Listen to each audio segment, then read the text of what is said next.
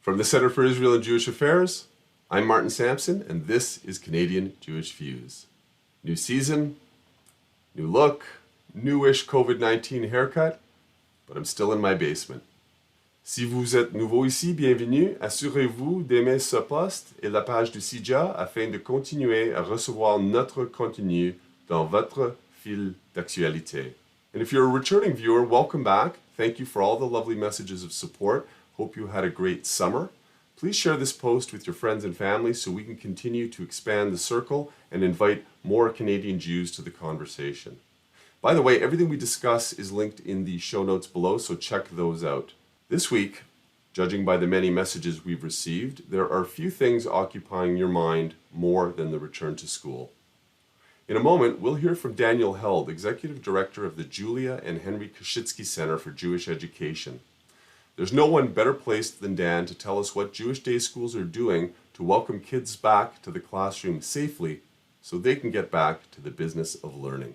The Jewish day schools in Toronto and across the country have done an incredible job in pivoting, in helping initially families move from in-class learning to distance learning, and helping students continue their education and ensuring that they can continue to sort of move through these very difficult and narrow times together with their teachers and their friends in their classroom, which I think was really important for not only the education, but also the wellness of our kids. The schools in planning for September have done just an incredible job working together with one another, working with us at Federation, working with the Ministry of Education, and working with the local public health units, and I should say a whole slew of medical advisors who've been incredibly helpful to plan for September, to make sure that we can open our schools in a way that is healthy and safe, in a way that takes care of not only the kids' wellness, but also their education. From a Federation perspective, working together with the schools, we've recognized the very difficult financial position that many families are in today. We very quickly, together with the schools,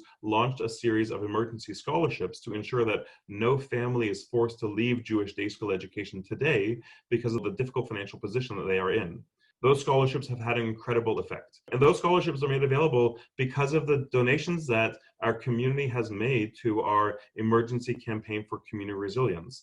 I think as a result of the incredible work that our schools have done to maintain excellence in education even during these difficult times, coupled with the scholarships that Federation has been able to put together in collaboration with the schools, what we're seeing today is a growth in our day school system.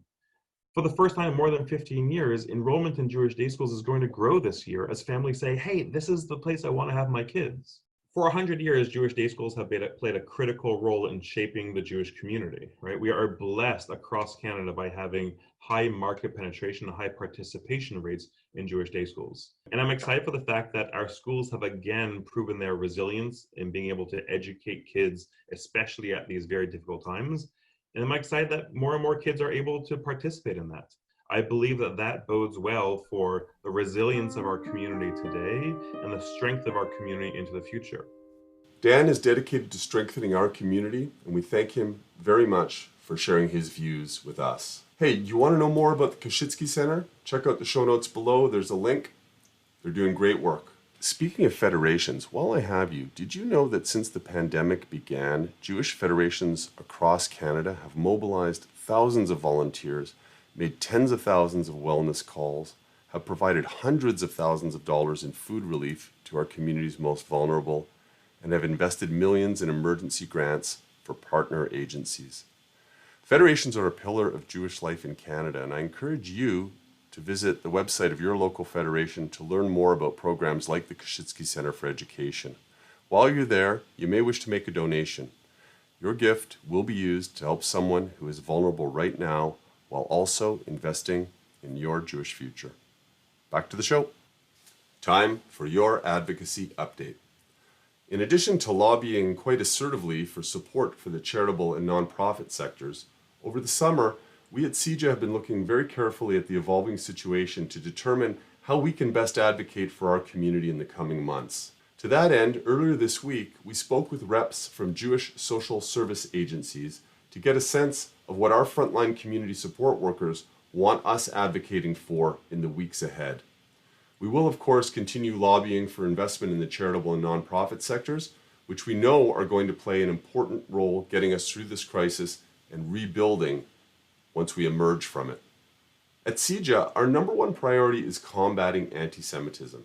And on that front, yesterday we hosted the first meeting of the Maspeak Coalition, which is supported by the Wendy Eisen and Carol Zucker JNF Fund and includes many members who have signed on to combat anti-Semitism together. It's an exciting program. You're going to hear a lot more about it in the coming months. Go to maspeak.ca to learn more. And finally, as part of our work combating anti-Semitism, we continue to advocate in jurisdictions across Canada for the adoption of the International Holocaust Remembrance Alliance definition of anti-Semitism. We've surveyed our community, and the overwhelming majority of Jewish organizations support the definition and want it used as a tool to help in the fight against Jew hatred.